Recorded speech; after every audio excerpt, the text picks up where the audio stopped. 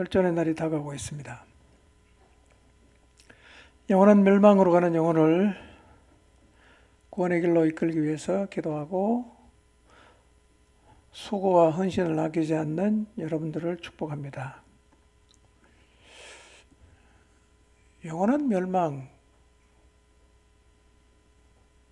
간다는 의미가 뭘까요? 세상에서 가장 두려워해야 될 것은 영원한 멸망으로 가는 것입니다. 마태복음 18장 8절 9절 말씀을 한번 보겠습니다. 시작.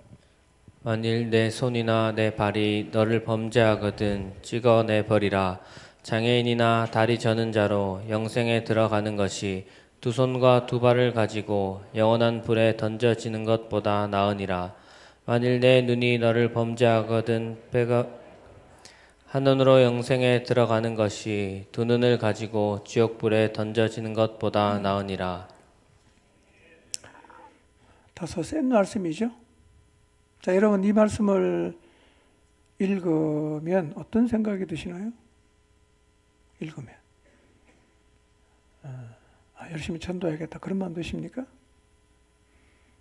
아마 이런 생각이 드실 거예요. 너무 극단적이다 그런 생각? 혹은 지옥이 얼마나 무섭고 영생이 얼마나 좋은 것이기에 손과 발이 잘리고 앞을 못 보는 것까지 감수해야 할까? 뭐 그런 생각이 들 수도 있어요. 솔직히 우리는 지옥 가는 것보다 더 무서워하는 게 손발 잘리는 거예요. 이 땅에 사는 동안 앞을 보지 못하는 것을 훨씬 두려워하고 있을 수 있어요. 우리는 늘 영생을 말하는데 왜 영생을 말하면서 짧은 인생을 불편하게 사는 걸 그렇게 두려워할까요? 믿는다 그러잖아. 아마도 그것은 지옥 불과 영생에 대한 경험이 없기 때문일 것입니다. 지옥을 가본 적이 없어요. 천국을 본 적이 없어요. 만약에 우리가 1년에 한 번씩 천국을 가볼 수 있다면, 특별히 우리가 전도하는 대상자들에게 지옥을 보여줄 수 있다면 팔 잘려도 영생 얻으려고 할걸요. 본 적이 없어. 전하는 우리도 긴가민가 하는 마음으로 전할 수 있어요. 그래서 죽음 후에 펼쳐지는 지옥이나 영생보다 여전히 이 땅의 삶이 중요해. 이 땅에서 불편하면 싫어하는 거예요. 영생은 어차피 죽음 뒤의 일인데 살아있는 동안 불편하면 나 그런 거 안 갖고 싶다라는 태도를 가진 사람이 적지 않다는 거예요. 오늘 읽어드린 말씀에서 예수님은 짧은 인생을 사는 동안 가장 중요한 게 뭐냐면 지옥불에 떨어지지 않도록 영생을 얻는 것이라고 단호하게 말씀하세요. 이게 제일 중요하다.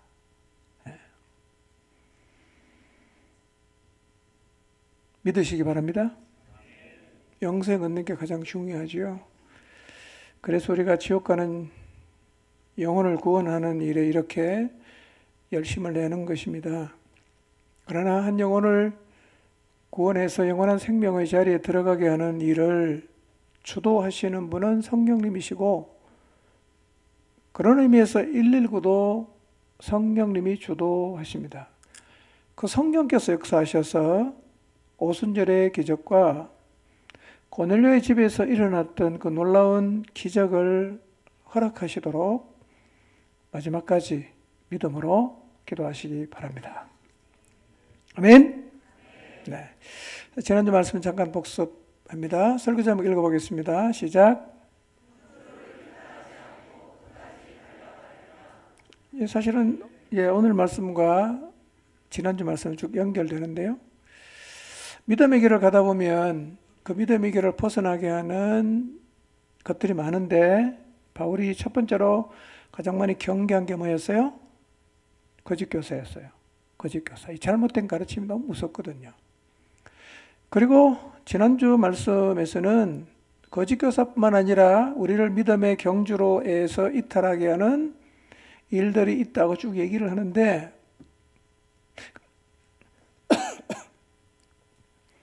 많은 경우 우리를 경주로에서 이탈하게 하는 일이 영적이지 않아 보이는 일이에요. 영적이지 않아 보이는 일입니다. 그래서 여러분, 영적이지 않아 보이는 일이 가장 영적일 수 있다는 사실을 잊지 마십시오. 전도하다가 시험 드는 사람은 많지 않아요. 양육하다가 믿음 잃어버리는 사람 별로 없어요. 뭐 하다가? 식당 정하다가, 밥 먹다가, 게임 뭐 할까 얘기하다가, 야유회 어디로 갈래? 상의하다가 우리는 다 시험 들어요. 그럼 그거 영적이지 않습니까?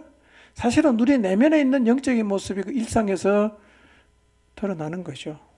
모든 게 사실은 다 영적인 것입니다. 경주를 이탈하게 하는 첫 번째 문제는 2절을 보니까 마음이 나누어지는 문제입니다. 마음이 나누어지는 것은 잘못된 가르침 때문이 아닙니다. 관계를 잘 못해서 일어나는 거죠. 같은 목표를 향해 달려가도 마음이 나누어질 수 있어요. 바울은 그 얘기를 하면서 실명을 거론하죠. 유집사하고 순집사. 순도기 하면 자꾸 순두부가 생각이 나는데, 이 두 사람 어떤 사람입니까? 복음에 힘쓰던 자였어요. 누구하고? 바울하고. 믿음에 대해 사도했던 바울어가 복음에 힘쓰던 자였는데 지금 마음이 딱 나눠졌어요. 무슨 얘기입니까? 마음이 나눠지는 일은 믿음이 좋고 나쁘고 상관이 없다는 거예요. 굉장히 흔히 일어날 수 있는 문제죠. 근데 진짜 문제는 뭐냐면 나누어진 상태로 오래 가는 거예요. 마음이 나누어진 상태로 오래가면 어떤 일이 벌어지느냐면 경주로를 달리는 속도가 뚝 떨어집니다. 심한 경우 경주로 밖으로 나가버립니다. 그 마음이 나눠지는 게 우리를 경주로에서 이탈하게 할 수 있어요. 어떻게 하면 하나 되게 할 수 있나요? 물론 대화가 필요한데요. 사실은 대화가 근본적 해결책은 아니에요. 여러분, 화해를 하려고 하면 내가 보여야 됩니다. 저 사람이 잘 보이면 절대로 화해가 안 돼요. 저 사람의 문제가 더 선명하게 보이면 화해는 절대 안 됩니다. 내가 선명하게 보여야 돼. 그때 화해가 되는 거예요. 어떻게 화해가 가능합니까? 주 안에 있을 때. 주 안에 있을 때. 여러분, 주님 안에서 자기를 보는 것이 유일한 화해의 길임을 잊지 마시기를 바랍니다. 3절 봅시다. 바울은 자신과 멍에를 같이 했던 사람에게 부탁합니다. 누군지는 잘 몰라요. 추정해보건대 디보데나 에바브로디도 일 것이라고도 하는데 확실한 건 아니지만 어쨌든 이 사람에게 무슨 부탁합니까? 나와 함께 복음에 힘쓰던 저 여인을 도와줘라 이렇게 말하는 거예요. 뭘 도와줘요? 마음이 지금 나눠져서 합하지 못하는 제들을 도와가고 빨리 한 마음이 되게 해줘라 그 얘기예요. 혹시 여러분 주변에 마음이 나누어진 채로 시간이 길게 가고 있는 분 있다면 여러분 그분들을 도와주시기 바랍니다. 자, 4절을 봅니다. 자, 경주로 이탈하는 두 번째는 뭐죠? 여러분 주 안에서 항상 기뻐하라고 말하고 있습니다. 기쁨에 가장 영향을 주는 게 뭐죠? 환경입니다. 환경. 바울은 이렇게 말하는 거죠. 환경이 좋아서 기뻐하고 나쁘면 열받고 그러지 않고 모든 환경 속에서 항상 기뻐해 이렇게 말하죠. 그렇죠? 근데 여러분 예수님 안 믿어도 환경이 좋으면 기뻐하잖아요. 불신자는 기쁨이 없습니까? 아들 잘 되고 직장에 승진하면 다 기뻐하죠. 근데 인생에 그런 일만 있는 건 아니잖아. 훨씬 더 힘든 일도 많잖아요. 이런 얘기입니다. 모든 환경을 극복할 수 있는 힘이 있는 사람은 항상 기뻐할 수 있지만 좋을 때는 기뻐하지만 나쁜 환경에서 절망하고 좌절하는 사람은 경주를 이탈한다는 거예요. 여러분 인생 가운데 힘들 때 오잖아요. 그때 여러분이 기뻐할 수 없다면 절망하지 않겠어요? 그래서 환경에서 기뻐할 수 없다면 우리는 경주로를 이탈하게 된다는 거예요. 어떻게 항상 기뻐할 수 있어요? 힘든데. 전도하다가 요거도 먹었는데. 전도하다가 남편하고 대판 싸웠는데. 어떻게 기뻐할 수 있어요? 여러분, 우리가 기뻐할 수 있는 이유는 환경이 아니라 우리의 마지막의 어떠함을 하나님께서 말씀해 주셨기 때문입니다. 그날을 믿어요. 그날을 소망합니다. 그래서 우리가 패배자가 아니라 승리자라는 사실을 확실히 알기 때문에 항상 기뻐할 수 있는 거죠. 자, 5절을 봅니다. 우리를 이탈하게 하는 게 뭐죠? 관용 없음이에요. 우리가 제일 잘하는 게 뭐죠? 지적입니다. 지적. 오늘 화장을 왜 그렇게 하고 왔어? 오늘 주일인데 옷을 반바지 입고 왔어? 신발은 그게 뭐야? 뭐 지적할 게 너무 많지 않습니까? 그러나 사실은 우리의 관계 속에서 필요한 건 지적이 아니죠. 뭡니까? 관용이에요. 할 말이 많은 분 계실 거예요. 저도 똑같습니다. 점점 저는 할 말을 적게 하려고 노력하는데 조금 나아지고 있어요. 정말 필요한 건 관용이에요. 근데 우리는 정의의 이름으로 무관용한 태도를 계속 보입니다. 계속 지적을 하거든요. 예수님께서 산상수훈에서 말씀하셨어요. 긍휼을 베푸는 자가 복이 있다 그랬죠. 다르게 표현하면 관용을 베푸는 자가 복이 있어요. 이 관용은 누구한테 베풀어야 되죠? 모든 사람이에요. 우리는 내 식구한테는 관용을 좀 베풀지만 남에게는 굉장히 가혹하지 않습니까? 성경은 이렇게 말하죠. 너희 관용을 모든 사람이 알게 하라. 예. 관용 없으면 내가 시험 들 수 있고 관용 없으면 상대를 시험에 들게 할 수 있어요. 그래서 관용 없으면 자꾸 이탈자가 생기는 거예요. 자, 6절. 언제 이탈하냐? 6절에 보니까 염려에 사로잡힐 때 경주로 이탈합니다. 믿어봐도 소용없다. 걱정이 그냥 머리끝까지 차면 우리의 신앙이 의미 없다고 우리가 말합니다. 그리고는 이탈하는 거죠. 염려거리가 생길 때 우리가 선택할 수 있는 게 두 가지 있다고 그랬어요. 하나는 뭐죠? 염려를 뒤집어 쓰는 거예요. 사로잡히는 거죠. 여러분 염려에 한번 사로잡혀 보신 적 있는지 모르겠는데요. 염려에 제대로 사로잡히면요. 사람이 피폐해집니다. 마음과 영혼이 망가져요. 육체도 병이 들어요. 완전히 사람이 망가집니다. 그래서 성경은 이렇게 명령해요. 염려를 중단하라. 이거는 권면이 아니고 명령입니다. 염려를 중단하라. 왜 이 말 하셨을까요? 내가 책임진다 이거죠. 책임질 자신도 없으면서 염려하지 말라고 말하지 않지 않겠어요? 주님께서 염려를 중단하라고 명령하신 얘기는 내가 확실하게 책임진다, 확실하게 지켜주기 때문에 주님이 그런 말씀을 하시는 거예요. 그래서 염려가 생겼을 때 우리가 선택할 수 있는 또 하나는 기도와 간구로 하나님께 아뢰는 거예요. 기도하는 거죠. 여러분 세상에서 염려를 지키는 유일한 방법은 기도밖에 없습니다. 다른 어떤 걸로도 안 돼요. 밀려오는 염려는요, 의지로 지킬 수 없어요. 돈 많다고 염려를 내가 막아낼 수 있습니까? 공부만 했다고 염려를 막아낼 수 있습니까? 아니요. 염려는요, 기도 외에는 어떤 것으로도 막을 수 없습니다. 그러니까 기도 안 하고 살면 염려를 뒤집어 쓰고 염려의 영향을 받고 살 수밖에 없는 거죠. 자, 7절을 봅니다. 기도하면 어떤 일이 벌어지죠? 하나님의 평강이 우리의 마음과 생각을 지켜준다. 군대를 동원해서 도시를 지키듯이 하나님께서 평강으로 우리의 마음을 지켜주겠다고 약속을 하셨습니다. 경주로 이탈하게 하는 네 가지 꼭 기억하시고요. 일상에서 경주로 이탈하지 않고 믿음의 여정을 완주하시기를 바랍니다. 자, 오늘은 4장 8절입니다. 원래 9절까지 하려고 했는데요. 분량이 너무 많아서 아무리 자르려고 해도 안 돼서 제가 오늘 8절만 하고 9절은 다음 주에 하겠습니다. 그 설교 제목도 바뀌었어요. 자, 읽어봅니다. 시작. 예, 제가 설교 바꿨다는 거 들으셨는데요. 생각을 잘 하시기 바랍니다. 자, 2절에서 7절 말씀까지 보면 이제 마음이 나누어지는 상황 한번 생각해 보십시오. 또 기뻐하고 절망하는 환경, 그 다음에 어떤 일 앞에서 내가 관용하고 관용 없음, 그 다음에 염려는 어디에서 시작될까요? 염려는 어디서 시작됩니까? 관용 없음은 어디서 시작되죠? 마음이 나눠지는 건 어디서 시작되죠? 절망은 어디서 시작되죠? 어디서 시작됩니까? 우리는 상황 때문이라고 생각합니다. 사실은 그렇지 않습니다. 생각에서 비롯됩니다. 생각에서. 여러분, 그렇기 때문에요, 같은 상황을 경험했는데 마음이 갈라지는 사람이 있고 여전히 하나로 가는 사람이 있어요. 같은 환경 앞에 있는데 여전히 기뻐하는 사람이 있고 여전히 절망하는 사람이 있어요.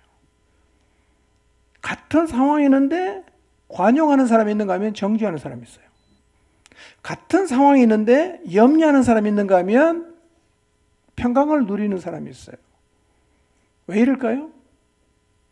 그 상황을 바라보면서 어떤 생각을 하냐에 따라서 염려할 수 있고 안 할 수 있고 정죄할 수 있고 관용할 수 있는 거예요. 여러분, 생각이라는 얘기를 제가 오늘 좀 드릴 텐데요, 이걸 잘 인식할 필요가 있어요. 바울은요, 빌립보 성도들에게 어떤 생각을 해야 되는지 오늘은 생각에 대해서 얘기를 하고 있어요. 지금도 다 생각하고 있죠? 여러분, 생각은 눈에 보입니까? 안 보이죠? 만질 수 있나요? 없죠? 무게를 달 수 있나요? 없죠? 근데 생각이 오면 굉장히 무서워요. 생각이 행동을 만들어요. 행동이 습관을 만들어요. 습관을 들이면 그게 인격이 되죠. 인격이 내 삶을 결정해요. 정확히 말하면 이거예요. 오늘날을 이런 사람 되게 한 것의 출발은 생각이에요. 무슨 생각하냐 이거예요. 여러분, 지난 한 주 어떤 생각을 하셨는지를 한번 생각해 보세요. 굉장히 생각이 많죠, 우리는요. 죄질 생각, 핑계할 생각, 정직하지 못한 생각, 속일 생각, 불순종할 생각, 훔칠 생각, 나를 무시한 사람에게 되갚아줄 생각, 놀 생각, 게임할 생각, 또 반대로 효도할 생각, 섬길 생각, 헌신할 생각, 기도할 생각, 그런 생각들 다 하지 않겠어요? 그런데 이렇게 많은 생각을 날마다 하며 살지만 우리는 생각이 우리의 삶에 얼마나 심대한 영향을 주는지는 잘 생각을 안 해요. 생각을 생각해야 됩니다. 내가 직면한 어려움, 지금 내 마음에서 정말 감당이 안 되는 감정, 끊어지지 않는 습관, 진절이 나는 관계의 갈등까지 이 모든 것의 출발이 뭐냐면 생각이에요. 생각이 바뀌면 길이 확 바뀝니다. 여러분, 밤잠을 설치게 만드는 반복되는 불안감도 따지고 보면 뭐냐? 하나의 생각이에요. 하나의 생각. 누군가가 너무너무 미운 거야. 소화가 안 돼. 밤새도록 그 생각하는 거야. 잠이 안 와요. 어떤 일이 너무너무 두려운 거야. 누웠는데요, 그 생각이 너무 머리에서 기계처럼 돌아가니까 잠을 못 자요. 어떤 경우는 나 억울하다, 이 생각 하나 때문에 잠 못 자죠. 이런 경우도 있죠. 내가 오늘 모임에 가서 실수했어요. 사람들이 나를 어떻게 볼까? 이런 생각이요, 밤새도록 나를 잠 못 이루게 합니다. 사실은요, 우리 안에서 떨쳐낼 수 없는 영적인 침체도 우리의 정체된 생각에 깊이 뿌리를 받고 있어요. 생각입니다. 하나님 나를 사랑하는구나, 이 진짜 믿음이 의미가 있는 거야? 이런 생각. 그 정체된 생각이 우리를 영적인 침체에 빠지게 한단 말이에요. 그러니까 생각이 우리를 만들어요. 자, 잠언 23장 7절 한번 볼까요? 시작. 무릇 그 마음의 생각이 어떠하면 그의 사람됨도 그러하니 그가 말로는 먹고 마셔라 하여도 그 속마음은 너를 떠나 있다. 자, 그 마음의 생각이 어떠하면 그의 사람됨도 그러하다. 이게 뭔 말입니까? 내가 지금 하는 생각이 나라는 거예요. 생각이 사람됨을 결정한다는 말이에요. 지금 여러분이 반복해서 생각하는 그게 여러분 자신이에요. 생각이 나를 만든다는 거죠. 그 마음의 생각이 어떠하면 그의 사람됨도 그러하다. 이렇게 말해요. 지난주 말씀드렸던 것처럼 심리학자들의 연구에 따르면, 물론 수치는 조금 학자마다 차이가 있는데요. 인간이 하루에 5만 개에서 6만 개 생각을 하는데 그 생각의 종류는 뭐 엄청 많죠. 근데 그 생각의 많은 부분이 반복입니다. 맨날 새로운 생각하는 게 아니라 똑같은 생각을 계속 한다는 거죠. 우리가 하는 하루에 5, 6만 개의 생각 중에 95%가 전날, 전전날 했던 생각의 반복이야. 똑같은 생각 계속 반복하는 몇 프로라고요? 95%입니다. 그 95% 중에 7, 80%는 부정적 생각이랍니다. 이러다가 죽는 거 아니야? 이러다가 망하는 거 아니야? 이러다가 끝나는 거 아니야? 뭐 이런 부정적 생각을 하루에 끝없이 반복해서 한다는 거예요. 이 말은 우리의 생각은 패턴이 있다는 거예요. 다르게 표현하면 어떤 틀이 있다는 거예요. 만들어진 틀이 있어요. 각자가 다 있습니다. 예. 그래서 무엇을 보든지 무엇을 경험하든지 모든 생각은 내 마음의 틀에 들어가서 나오는데 틀에 들어가면 똑같은 것만 나오는 거예요. 우리가 그래요. 그래서 여러분 이번 한 주 기도하면서 내 마음에 만들어진 틀이 어떤 건지를 잘 한번 보려고 노력해 보시기를 바랍니다. 여러분 틀에는 힘이 있죠? 틀에는요 뭘 집어넣어도 똑같은 게 나옵니다. 그렇죠? 그래서 만약에 우리의 마음속에 생각의 틀이라는 게 눈으로 볼 수는 없지만 네 마음에 생각의 틀이 있다면 어떤 일을 겪어도 그 상황은 내 생각의 틀로 들어가요. 튀어나옵니다. 뭐가 나옵니까? 똑같은 게 나오는 거예요. 똑같은 게. 여러분 틀은 어떤 순간에도 같은 모양을 만들어내죠. 밀가루 반죽에서 붕어빵 틀에 넣으면 뭐가 나옵니까? 반드시 붕어빵이 나옵니다. 그 반대의 경우는 절대로 안 일어납니다. 여러분 붕어빵 틀 속에 밀가루를 부었는데 어떤 때는 붕어빵 나오고 어떨 때는 돼지빵 나오고 어떨 때는 소빵 나오고 어떨 때는 개구리빵 나오고 그렇습니까? 안 그렇죠? 붕어빵 틀에 들어가면 무조건 붕어빵이 나옵니다. 우리 안에 우리도 인식하지 못하는 생각의 틀 속에 내가 겪는 모든 상황이 들어가면 결론은 항상 버킹검이야. 항상 똑같아. 여러분 보세요. 목장에서 우리가 많은 사람을 경험하는데요. 사람들하고 이렇게 지내보면요. 항상 똑같은 말 합니다. 그 사람은 어떤 일을 겪어도 말하는 건 똑같아. 어떤 일을 겪어도. 경험하지 않습니까? 근데 그 사람이 나일 수도 있어요. 나도 목장에서 어떤 일을 겪어도 내가 하는 말은 똑같아. 기분 나빠. 왜 그랬어? 여러분, 예를 들면 사람들이 나를 무시한다. 나는 다른 사람들보다 못났다. 라는 열등감의 틀이 딱 만들어져 있잖아요. 그러면 상대가 나를 향해서 어떤 말을 해도 결론은 무시한다 이거예요. 좋은 말해도 무시한다. 왜?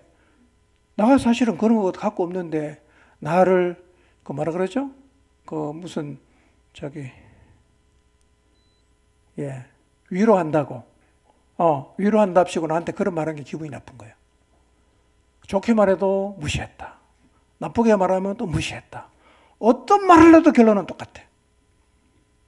분노하고 상처를 받습니다. 왜 그럴까요? 틀이 있단 말이에요. 틀이.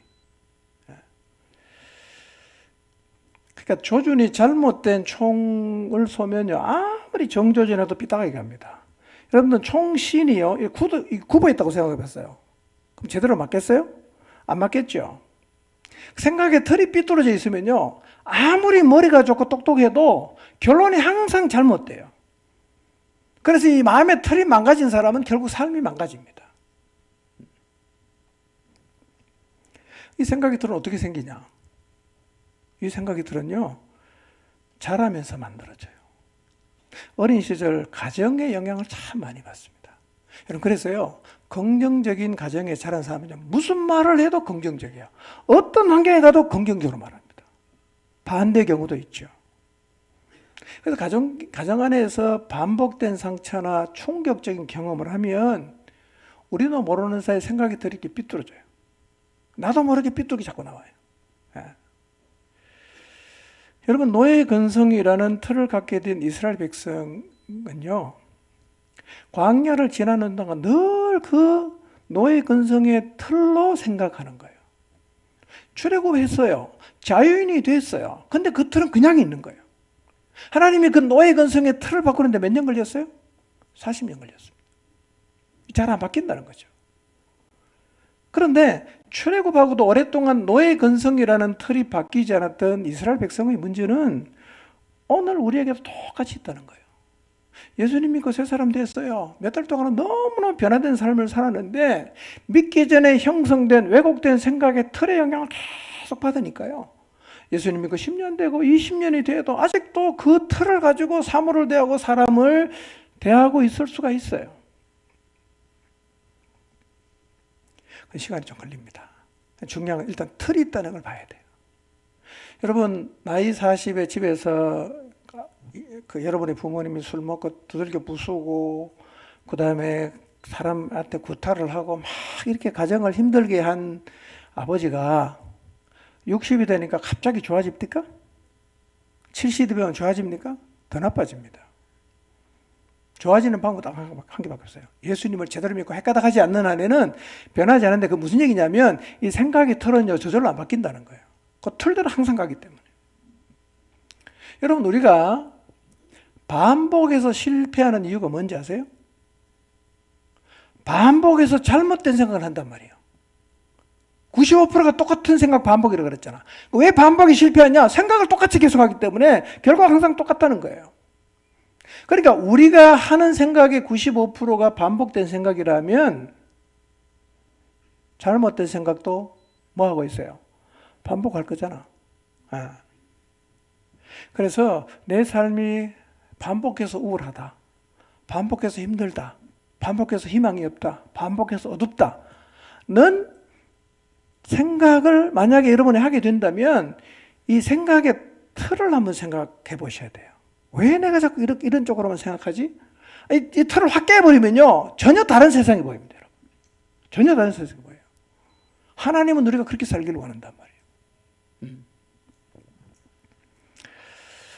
자, 내가 지금 무슨 생각을 많이 하고 있는지를 한번 생각해 보세요. 여러분이 무슨 생각을 지금 많이 하고 계세요? 최근에. 지난 일주일 한번 생각해 보십시오. 무슨 생각을 많이 하셨어요? 혹시 여러분 인생을 살면서 이런 생각을 많이 하시지 않습니까? 사람들이 날 무시한다. 이 생각. 사람들이 날 무시한다. 뭐 이것 때문에 혹은 저것 때문에 이런 이유로 저런 이유로 나를 무시한다.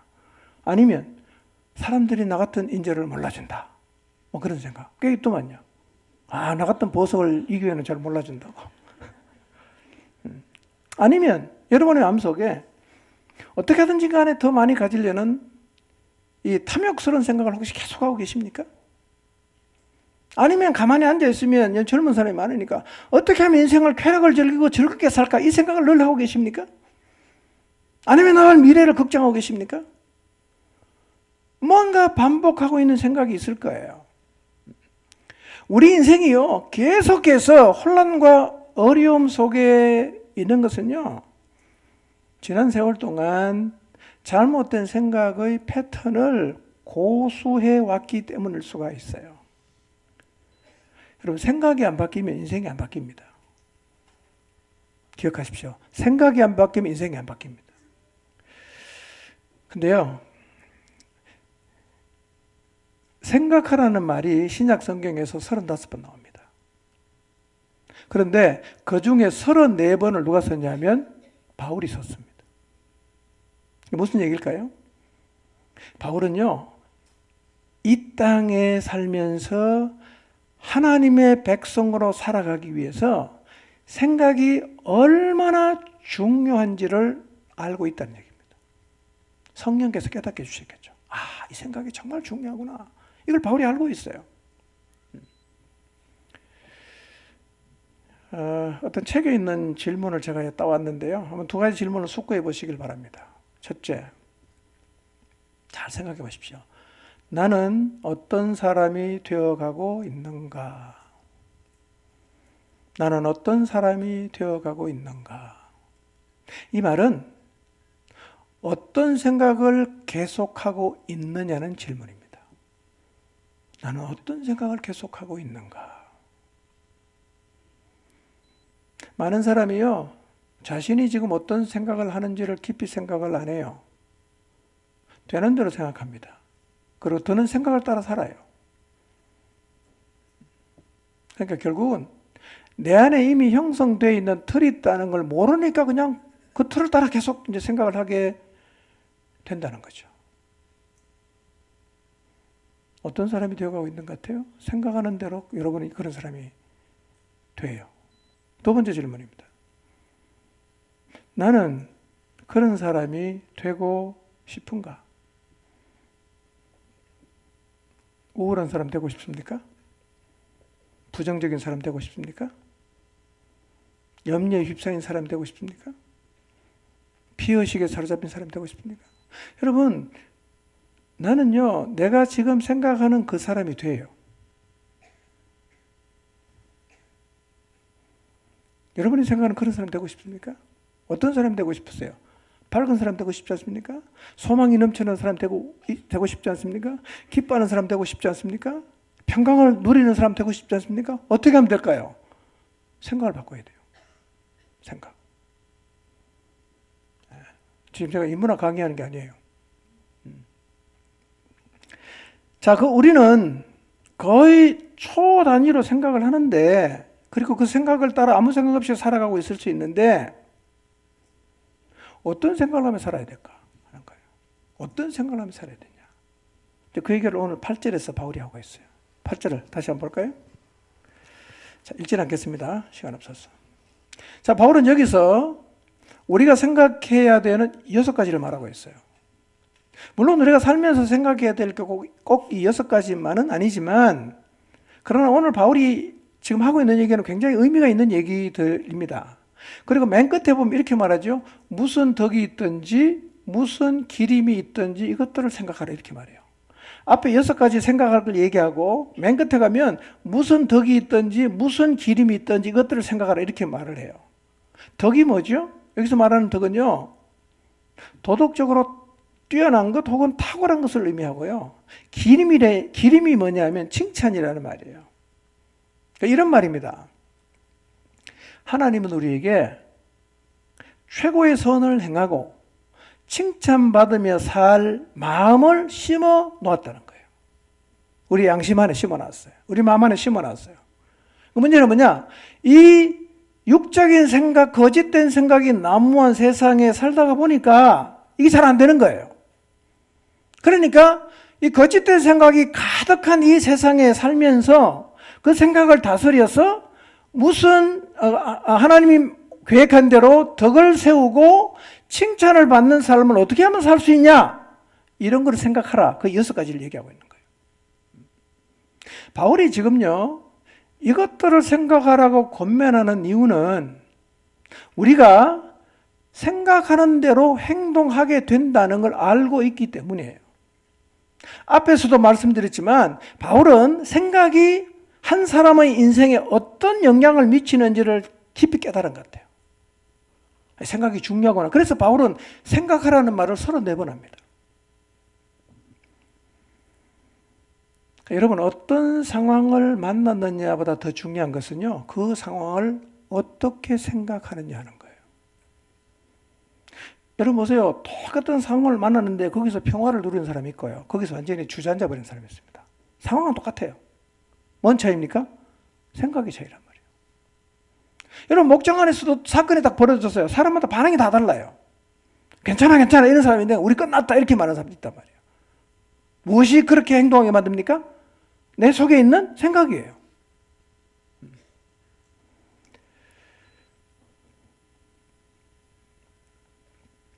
여러분, 이 틀이 있기 때문에요, 결론이 항상 똑같단 말이에요. 그러니까 내가 자주 힘들어하는 이유도, 자주 삐치는 이유도, 자주 분을 내는 이유도, 자주 잠수하는 이유도 뭐예요? 내 안에 그런 틀이 있기 때문이라는 거예요. 이 틀 깨야 됩니다. 그럼 이전처럼 안 살 수 있어요.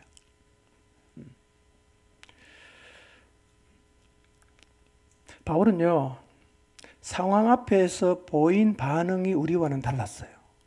보세요. 반응이 달랐다는 말은 뭐가 달랐단 말입니까? 생각이 달랐다는 말이에요. 달리 생각하니까 달리 말하는 거예요. 달리 생각하는데 똑같은 말을 하지는 않겠죠? 바울이 빌립보에 가서 복음 전하려고 하다가 종의 귀신을 쫓아내지요.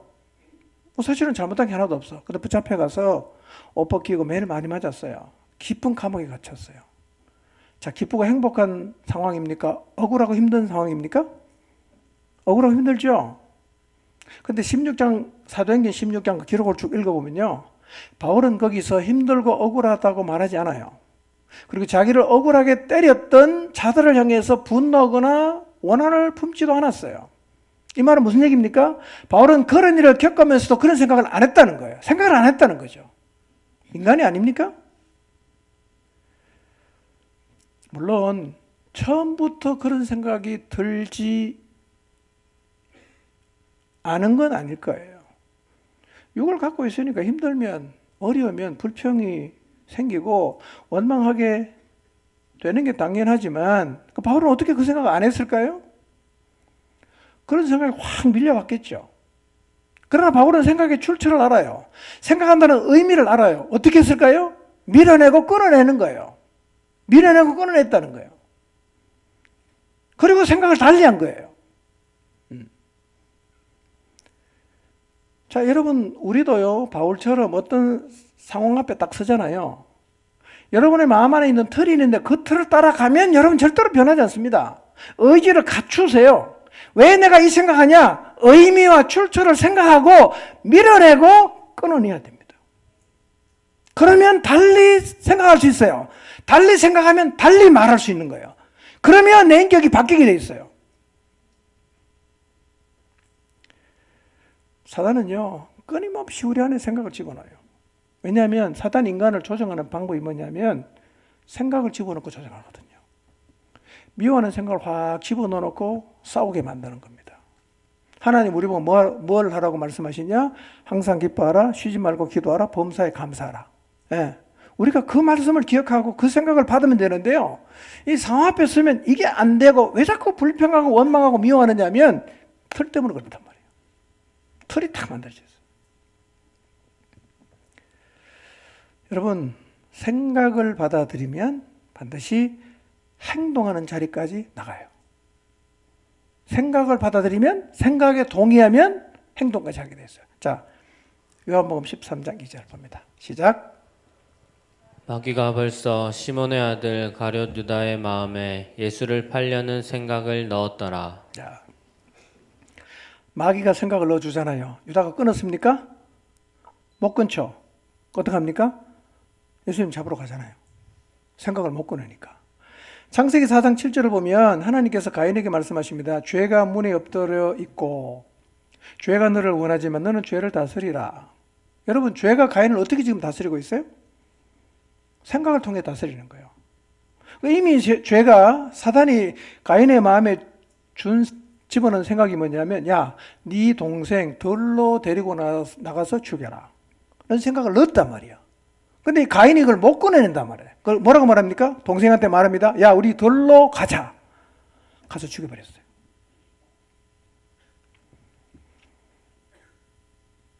생각을 받아들이면 행동까지 갑니다. 자, 고린도후서 10장 5절을 한번 봅시다. 세 번역인데요. 자, 눈으로 읽어보시기 바랍니다.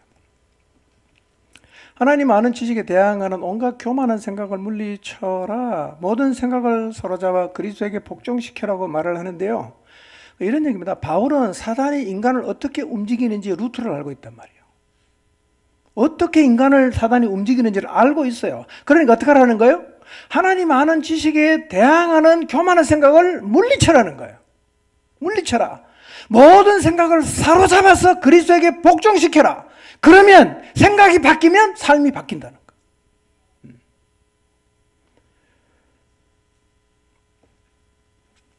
여러분 실제로 바울은요, 로마 감옥에 있을 때 자기를 괴롭히려는 불순한 동기를 가진 사람이 있었잖아요. 그럼 바로 일부러 안 나겠어요? 근데 바울은 이 말씀, 고린도 교회에 보낸 편지 말씀 그대로 모든 생각을 사로잡았어요. 그리스도에게 복종을 시킵니다. 그러니까 불평하거나 분노하지 않아요. 그러니까 사단이 생각으로 사람을 움직인다는 사실을 알고 바울은 어떻게 합니까? 생각의 틀을 부셔버린 거예요. 부셔버렸어요. 그래서 바울은요, 환경이 주는 메시지와 다른 생각을 하는 거예요. 여러분, 환경이 주는 메시지와 다른 생각을 해야 항상 기뻐할 수 있어요. 환경이 주는 메시지와 다른 생각을 해야 관용할 수 있어요. 안 그러면 관용할 수 없습니다. 그걸 바울은 어떻게 표현합니까? 모든 생각을 사로잡아 그리스도에게 복종시켜라, 이렇게 말하는 거예요.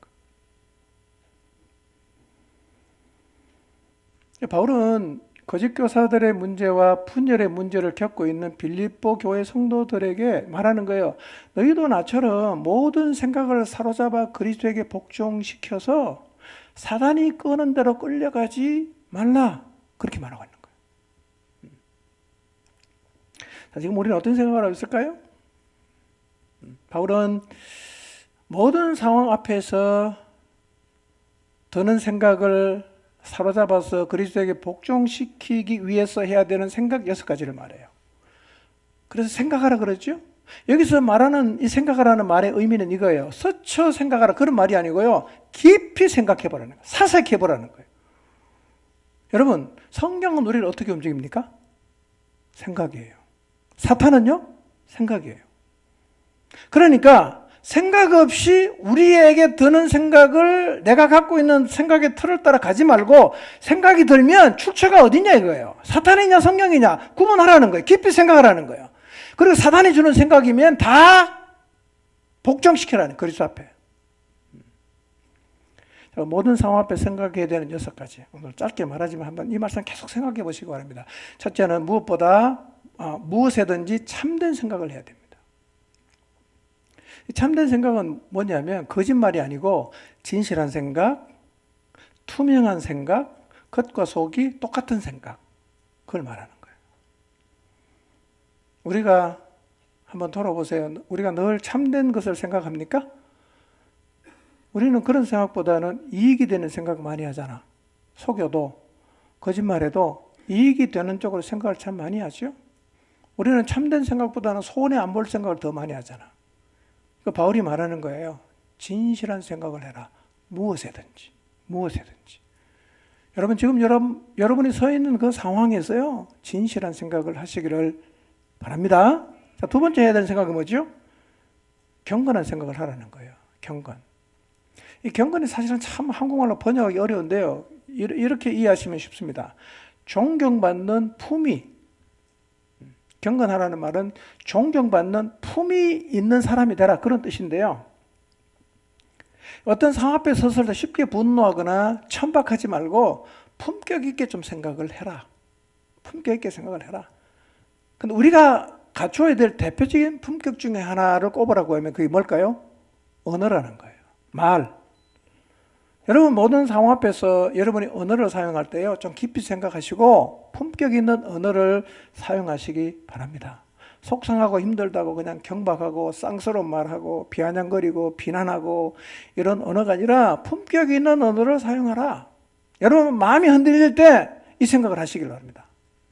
무엇에든지 경건해야 된다. 네 번째 뭐죠? 무엇에든지 옳은 생각을 해라. 옳은 생각이 뭐냐?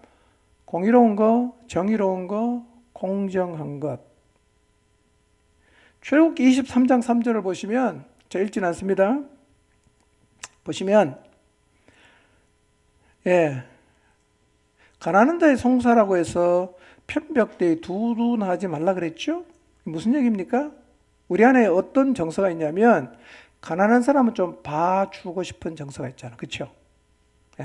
잘하거나 뛰어난 사람에게는 그냥 정직하게 잣대를 들이대고, 어렵거나 뭐 좀 이런 사람은 좀 잘 봐주고 싶은 그런 정서가 있는데, 성경은 오히려 뭐라고 말합니까?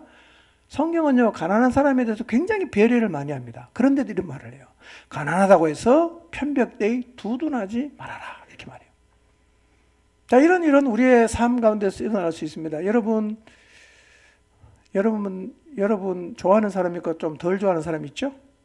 그렇죠? 그때 누구 편 듭니까? 공정 안 하단 말이에요. 내가 좋아하는 사람 편을 자꾸 든단 말이에요. 예, 목장과 목장 사이에 딱 문제가 생겼다. 두 목자를 불러놓고 제가 물어보거든요. 100이면 100 똑같이 목자는 자기 편 듭니다. 자기 목장 직구 편 들어요. 그러니까 내 마음에 드는 사람이라고 편 들어주고 내 마음에 안 드니까 편 안 들어주고 이렇게 하지 말라는 거예요. 어떻게 알아? 공정하게 해라. 공정하게 해라. 항상 그 생각해라. 공정해야 된다. 공정해야 된다. 손이 안으로 굽는다는 그런 속담이 있지만 이거 안 하려고 노력해야 됩니다. 손이 안으로 굽으면 안 돼요. 똑같이 가야 됩니다. 예. 자, 네 번째는 뭐죠? 무엇이든지 정결한 생각을 해라. 정결하다는 말은 불순물이 섞이지 않은 도덕적 순결함을 의미하는데요. 성경은 예수님을 우리의 신랑이라고 말하고 우리를 그분의 신부라고 말을 해요. 자, 신부에게 가장 중요한 게 뭡니까? 1. 화장, 2. 몸매, 3번 키, 뭐 이런 겁니까? 아니죠? 뭐예요? 정결함이에요. 1번, 2번, 3번 다 잘 갖췄는데 아무 남자나 같다. 신부 자격이 없는 거 아니겠습니까? 근데 우리가 사는 세상은 영적으로 육적으로 온통 음란을 부추기는 그런 분위기지 않습니까? 길거리 가보면 음란을 부추기는 업소가 많아요. 술집, 노래방, 뭐 이런 퇴폐업소들이 많은데요. 포항의 대표적인 데가 쌍사라 그런데 지금 그것 좀 또 딴 데로 옮겼습니까? 하여튼 대학을 가면 대학가에는 아무런 죄책감이 없이 동가하는 대학생들이 많답니다. 그 대학교 부근에 사회 가는 분이 저한테 말하기를요. 대학교는 진짜 소돔과 고모라랍니다. 그냥 같이 살아요. 부부인 줄 알아요. 아무 상관없어. 학기 끝나면 따로 가는 거예요. 개념이 하나도 없어요. 이런 음란한 문화 속에 살다 보면 우리도 정결한 생각보다는 음란하고 죄된 생각을 많이 할 수 있는데 그래서 바울이 도전하는 겁니다. 뭔 생각해라? 너희가 덕과 기림을 드러내며 살려가면 뭔 생각해라? 정결한 생각해라. 거룩한 생각을 하라. 이렇게 도전하고 있어요. 여섯 번째. 다섯 번째, 여섯 번째 같이 하겠습니다. 무엇이든지 사랑할 만하고 칭찬받을 만한 생각을 해라. 두 개는 좀 비슷한 부분이 있고요. 사랑받을 만하고 칭찬받을 만하다. 이거를 여러분이 가장 알아듣기 쉽도록 한 단어로 딱 정리하면 매력적인 사람이 되라. 그런 얘기입니다. 매력적인 사람이 되라. 어떤 게 매력적입니까? 어떤 사람이 매력 있는 사람이죠? 잘생긴 사람? 여러분, 젊을 때는 잘생기기 되게 중요하게 생각이 되는데요. 뭐 잘생긴 게 나쁜 건 아니고 잘생기기 좋죠. 이쁘고 잘생기면 좋은데요. 근데 잘생긴 게 금방은 매력이 있는데 살아보면 그게 아무짝에도 쓸모없다는 거를 느낄 때가 참 많아요. 살아보면. 인물은 뜯어먹고 사는 게 절대로 아니에요. 진짜 매력은요. 내면입니다. 사랑받을 만하고 칭찬받을 만한 모습이 이게 진짜 매력이에요. 누가복음 2장 52절을 한번 보겠습니다. 자, 읽지 않고 눈으로 보시기 바랍니다. 여기서 예수님께서 예수님을 소개하는데요. 이게 뭐냐면 성장에는 세 가지 분야가 있습니다. 첫째는 지혜가 자라야 돼요. 멘탈, 정신이 자라야 된다는 얘기입니다. 둘째는 뭐가 자랍니까? 키, 육체가 자라야 된단 말이에요. 셋째는 뭐가 자랍니까? 하나님과 사람에게 사랑스러워 간다는 의미는 뭐냐면 관계가 자란다는 거예요. 하나님과의 관계가 자라고 사람과의 관계가 자란다. 이게 뭐예요? 이게 제대로 된 성장인데 이게 매력이라는 거예요. 이게 매력이라는 거예요. 여러분, 우리가 성장한다고 말했을 때는 육체나 정신만 성장하는 게 아니라 관계도 성장해야 돼. 하나님과의 관계와 사람과의 관계가 성장하고 관계의 폭이 넓혀져야 돼요. 그런데 관계의 폭은 어떻게 넓혀지냐? 여기는 들어가야 될 게 두 가지가 있어요. 시간과 돈이에요. 관계를 넓히려면 하나님이 우리에게 주신 가장 소중한 시간과 돈이 들어가야 됩니다. 그래야 관계가 넓혀지는 거예요. 안 만났는데 관계가 넓혀집니까? 밥 한 번도 안 사는데 관계가 좋아집니까? 안 좋아져요. 그러니까 이런 거예요. 시간이 갈수록 관계가 넓혀지고 깊어지면 이게 성장하고 있는 거예요. 반대로 시간이 갈수록 관계가 안 되고 혼자 떨어져 있으면 이게 퇴보하는 거예요. 이게 잣대가 될 수 있어요. 우리가 더불어 살아가는 데서 관계를 자꾸 끊어내서 결국은 나 홀로 서게 만드는 것이 사탄이 하는 일이야. 사단의 최종 목표는 나를 그 공동체 안에서 완전히 끊어내서 혼자 따로 외톨이로 서게 만드는 게 이게 사단의 고도의 전략입니다. 떨어져 나가면 그 다음에 완전 사탄의 밥입니다. 붙어 있어야 됩니다. 연결되는 게 중요한 거예요. 그래서 여러분, 관계의 폭이 좁아진다, 깊이가 얕아진다. 사람과 하나님과 관계에서 이게 여러분의 삶의 위험 신호임을 기억하시기를 바랍니다. 자, 그러면 사랑스럽다 그랬지 않습니까? 근데 사랑은요, 고린도전서 13장에 오면 사랑의 특성을 얘기하면서 이렇게 말해요. 사랑은 자랑하지 않는다, 이렇게 말을 해요. 이 말은 뒤집으면 이런 얘기입니다. 사랑받을 만하고 칭찬받을 만한 매력 있는 사람의 삶에서 나타나는 하나의 중요한 특성이 뭐냐? 자랑을 안 하는 거예요. 여러분, 자랑이 뭐죠? 뻐기는 겁니다. 자기 잘났다고. 뭐 예를 들면 좋은 대학 나왔어요. 얘는 입만 꺼내면 대학 때 얘기하는 거예요.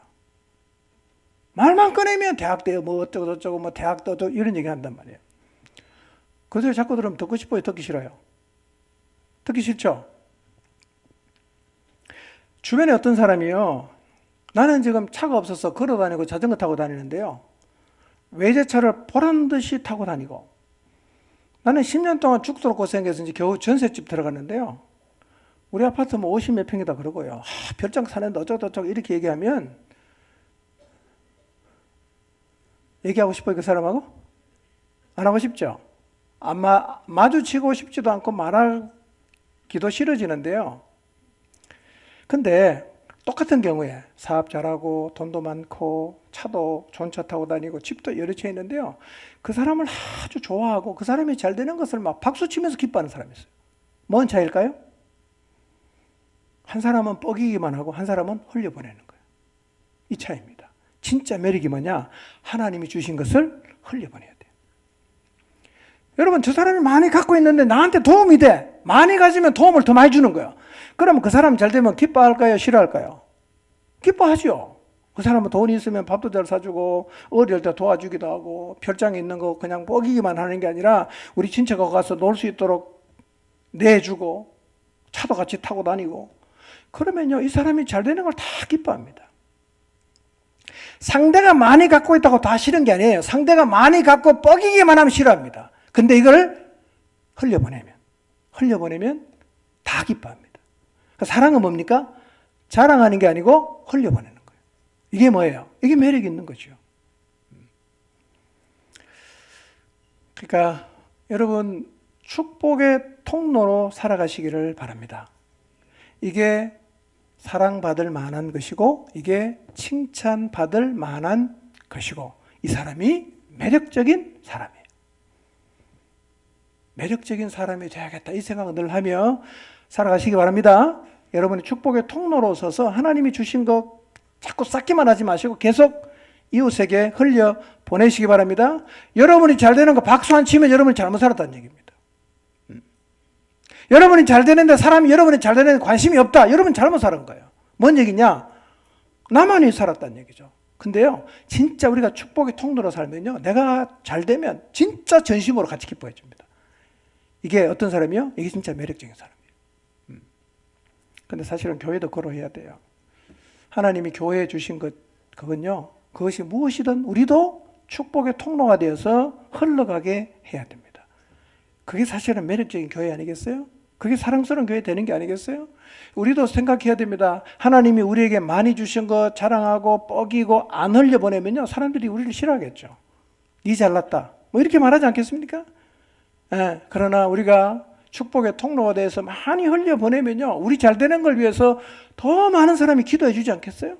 그게 선순환이에요. 매력적인 사람, 매력적인 교회가 되기를 바랍니다. 자, 결론입니다. 정리합시다. 생각을 잘 하시기 바랍니다. 자, 생각은 두 쪽에서 집어넣는다 그랬죠. 하나는 뭐죠? 성령, 하나는 사탄이에요. 어느 생각을 받아들여야 되겠어요? 모든 생각을 사로잡아서 그리스도에게 복종시켜야 합니다. 여러분 5가지를 잘 생각해 보십시오. 기도하면서요. 첫째, 우리가 해야 되는 생각 첫째 뭐죠? 참된 거예요. 진실한 거예요. 둘째는 뭐죠? 품이 있는 거예요. 품이 있게 살아야겠다. 셋째는 뭐죠? 공정하게 살아야겠다. 옳게 살아야겠다. 네 번째는 뭐죠? 거룩하고 순결한 자로 살아야겠다. 다섯 번째는 뭐죠? 여섯 번째는 매력적인 사람으로 축복의 통로로 살아야겠다. 이 출발이 어딥니까?